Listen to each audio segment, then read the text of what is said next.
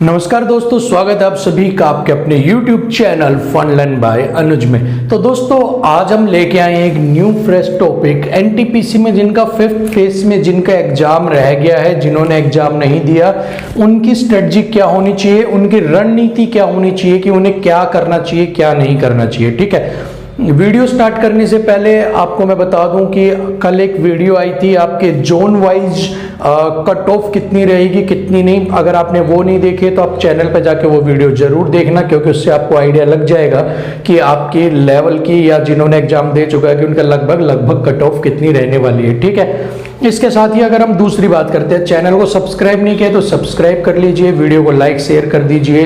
ठीक है, और साथ में अब हम स्टार्ट करने वाले हैं आज का, बहुत जरूरी है, वीडियो को लास्ट तक जरूर देखना आप, क्योंकि इसमें आपको बहुत सी जिनका पेपर नहीं हुआ है उन्हें चीजें पता लगने वाली हैं जो उनके लिए बहुत ज्यादा जरूरी है। ठीक है, तो सबसे पहले अगर हम बात करते हैं कि 5th फेज में पहले एग्जाम का जो देखो, आप देखो एग्जाम का अगर जिनका बच रहा है मैं बताता हूं कि आपको वेटेज पता होनी चाहिए आपको पहले तो, है ना, कि कितने वेटेज का क्या आ रहा है। ठीक है, तो मैं यहाँ पे लिख देता हूं आपका मैथ्स, यहाँ पे आपकी रीजनिंग और यहाँ पे आपका जीएस। ठीक है, ये दोनों मिला के 60 के आ रहे हैं, ये मिला के 40 की आ रही है, टोटल मिला के 100 नंबर का आ रहा है और टाइम आपको मिल रहे हैं 90 मिनट्स। ठीक है, ये आपके पास वेटेज है आपके मार्क्स की। अगर हम इसकी बात करते हैं ये 30 नंबर का, ये बात करते हैं ये 30 नंबर का। ठीक है, तो सबसे पहले कोई भी एग्जाम लड़ने से पहले आपको ये पता होना चाहिए कि आपकी जो चीज़ आप लड़ रहे हो या जिससे आप लड़ रहे हो उसकी सेना में है क्या, उसकी पावर क्या है। आपको ये समझ में आ गया तो आप मोस्टली सारी चीज़ें समझ जाओगे। ठीक है, अब सारा जो खेल है ना, स्ट्रेटेजी जो होती है, रणनीति है ना, वो ऑलवेज वेटेज से निकाली जाती है। ठीक है, तो आज हम भी वेटेज से ही अगर हम बात करेंगे। ठीक, तब देखो ये मैं रब कर देता हूँ, ये हमारे काम का नहीं है और 30 नंबर है। ठीक है, ये रख लेते हैं। ठीक है, आप यहाँ देख रहे हो कि मैंने कुछ जोन लिखा है सीएचडी कोलकाता, तो इसके बारे में भी मैं आपको बताऊंगा, लेकिन फिलहाल हम अभी स्टार्ट करते हैं। पहले ये देखो, तो देखिए अब अगर मैं बात करता हूं मैथ्स रीजनिंग, अगर मैं मैथ्स और रीजनिंग की बात करता हूं तो जो भी बच्चे या जो भी लोग एसएससी की तैयारी कर रहे हैं या जो रेलवे की भी 1 या 2 साल से तैयारी कर रहे हैं, क्योंकि वैकेंसी आपको पता है काफ़ी टाइम बाद निकली है, तो उन सब ने अपना ये सेक्शन काफ़ी स्ट्रॉन्ग कर लिया होगा। ठीक है, और जो ये वाले 2 सेक्शन हैं ये 60 नंबर है, तो आप ये मान के चलो एसएससी रेलवे की जिसने अच्छे से तैयारी की है वो 60 में से मैक्सिमम आपके 50 प्लस नंबर तो लेगा ही लेगा।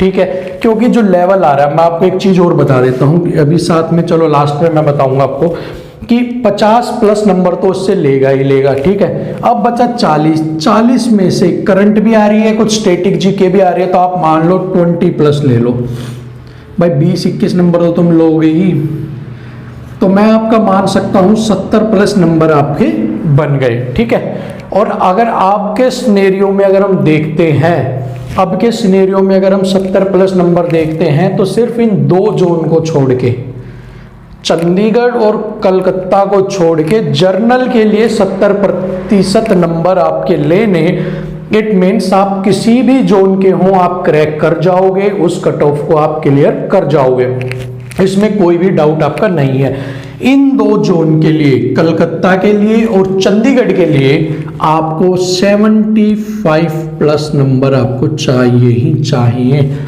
इसके लिए आपको 72 प्लस और चंडीगढ़ के लिए आपको 75 प्लस। ठीक है, ये 2 जोन ऐसे हैं जिसमें 75 और इसमें 72 के प्लस ही आपका जाएगा।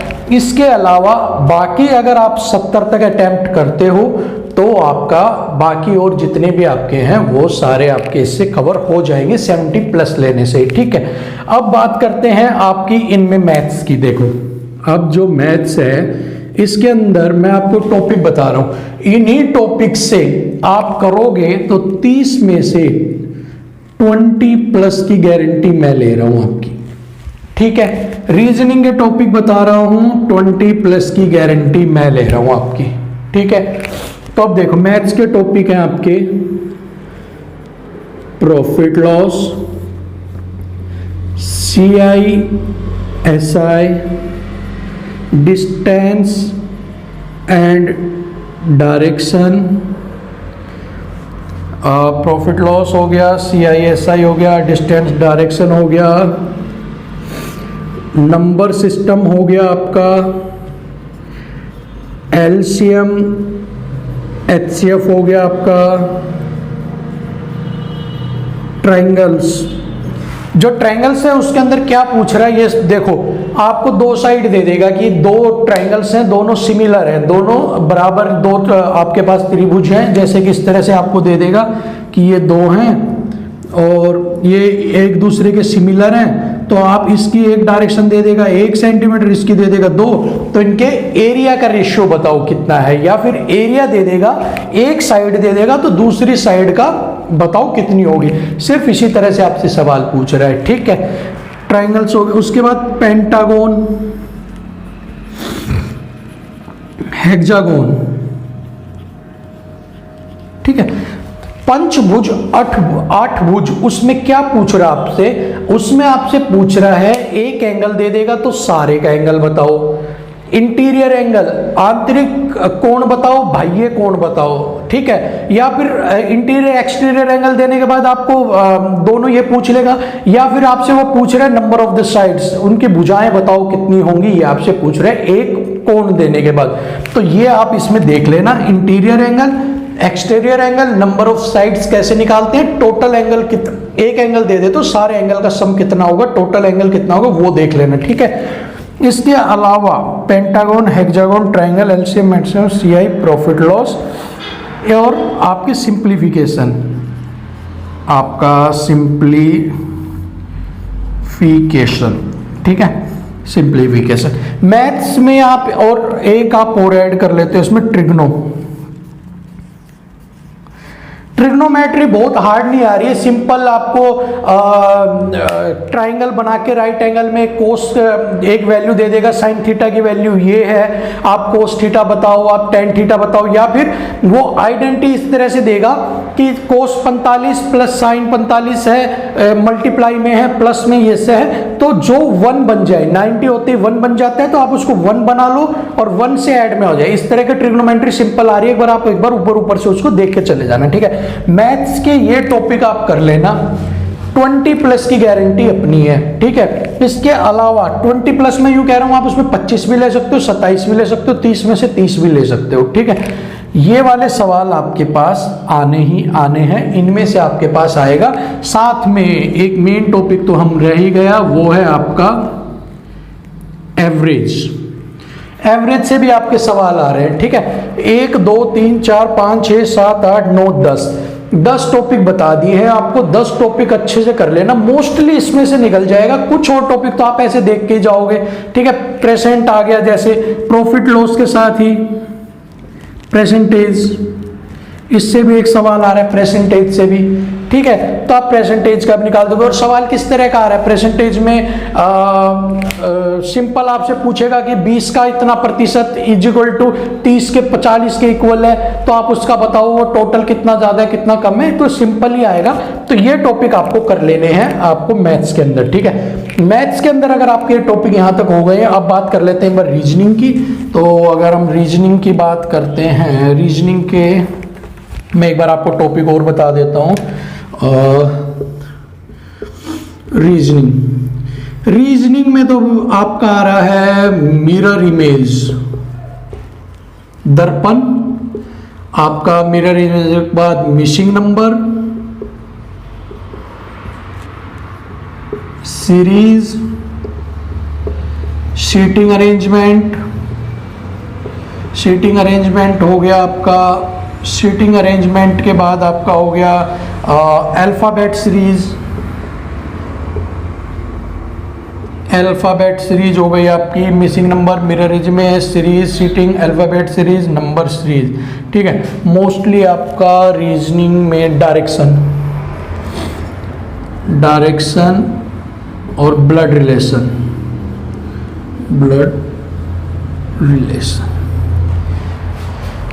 कोडिंग डिकोडिंग हो रहे हैं किसमें, आप वो तो देख ही लोगे, कोडिंग डिकोडिंग तो आप कर ही लोगे, कोडिंग डिकोडिंग, ठीक है। आप रीजनिंग के अंदर 1 2 3 4 5 6 7 8 टॉपिक करने का मतलब है 20 प्लस लेके जाना। अगर आप ये 20 प्लस कर लोगे, ये टॉपिक अगर आप अच्छे से कर लोगे तो 20 प्लस आपके वैसे हो जाएंगे। मिरर इमेज के आपको सवाल मिल रहे हैं, मिसिंग नंबर के आपको सवाल मिल रहे हैं 2-3, कोडिंग डिकोडिंग के 2-3 मिलेंगे आपको, सीरीज भी 2-3 मिलेगी, सीटिंग अरेंजमेंट 1 मिलेगा, अल्फाबेट सीरीज 2 मिलेंगी, डायरेक्शन के 1-2 मिलेंगे, बडल डायरेक्शन के भी 2 मिलेंगे, 1 2 3 4 5 6 7 8।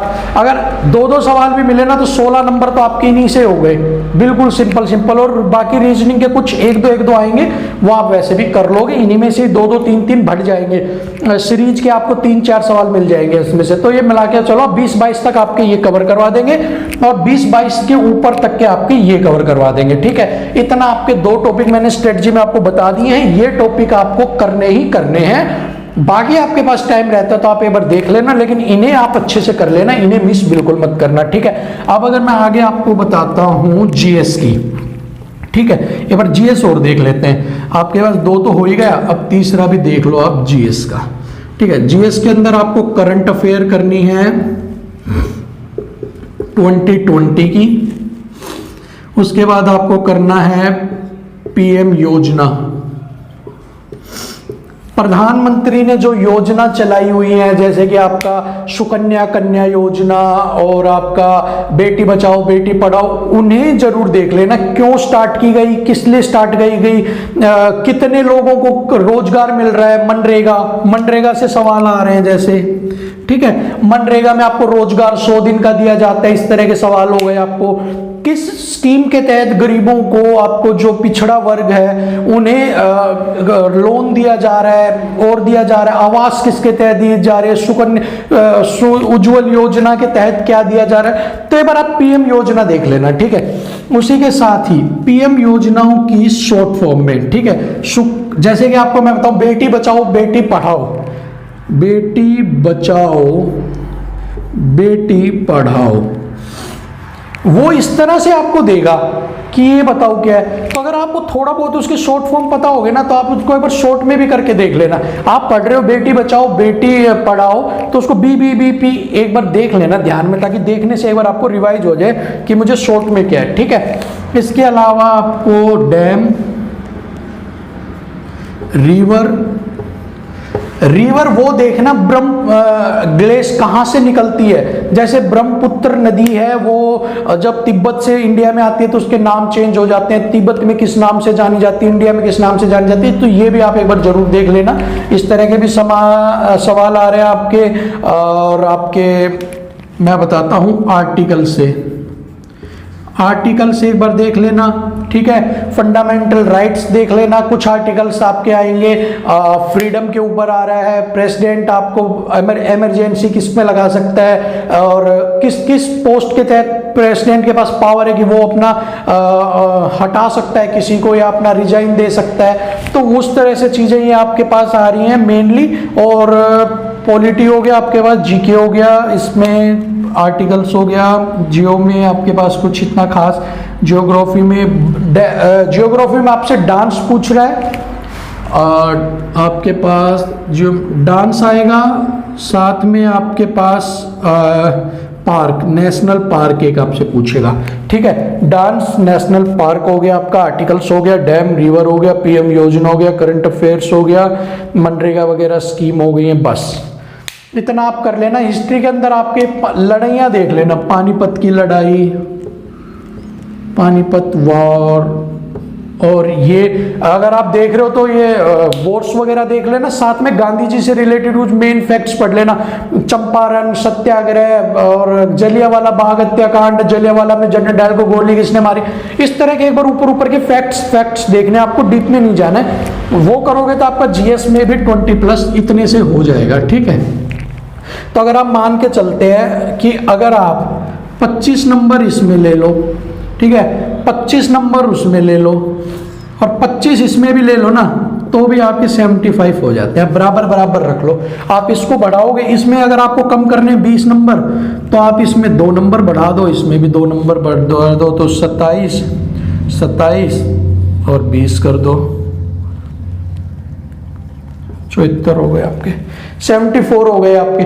तो आप ये मान के चलो कि ये आपके पास पूरी स्ट्रेटेजी रहनी चाहिए कि आपका, साथ में एक बात और याद रखना कि नेगेटिव बिल्कुल मत करना, ठीक है। नेगेटिव आप करते हो ना तो आप ये मान चलो मैंने आपको 74 बता दिए, अब बाकी के जो बच गए ना 25, मान लो आपने वो रोंग कर दिए, तो सबसे पहले तो 25 जो आप करके आए हो इसका 1/3 और हटा दो आप। जब 1/3 आप करोगे तो 8 नंबर और इसमें से माइनस करोगे, ठीक है। टोटल इतने बने, इतने में से 8 नंबर आपने माइनस कर दिए, 14। क्या बचा आपके पास? कुछ भी नहीं बचा। कट ऑफ के पास आते आते आप वापस भाग जाओगे, ठीक है। तो इसलिए बिल्कुल नेगेटिव की मत सोचना। तुक्का भी लगाना है तो 1-2 में तुक्का लगा देना, वो भी अगर आपको 50% कंफर्म है तो, बाकी रहने देना।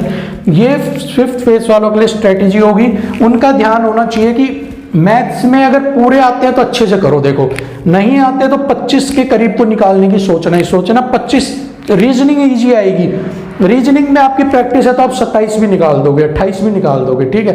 तो इसमें नंबर ज्यादा लेने की सोचना, इसमें नंबर ज्यादा लेने की सोचना, क्योंकि ये चेंज नहीं होते ना, फॉर्मूले चेंज नहीं होंगे आपके कभी भी, रीजनिंग चेंज नहीं होंगी। मैथ्स में एक बार सरफेस एरिया के, क्यूब के और इनके क्यूबॉइड के एक बार फॉर्मूले और याद कर लेना, ठीक है। यहाँ लिख देता हूं मैं, आपको याद रहेगा फॉर्मूलाज 2D 3D मेंसुरेशन के, ठीक है। ये आप एक बार देख लेना, क्यूब हो गया, क्यूबॉइड हो गया, इनके फॉर्मूले याद करके जाने, एक सवाल उससे भी मिल जाएगा।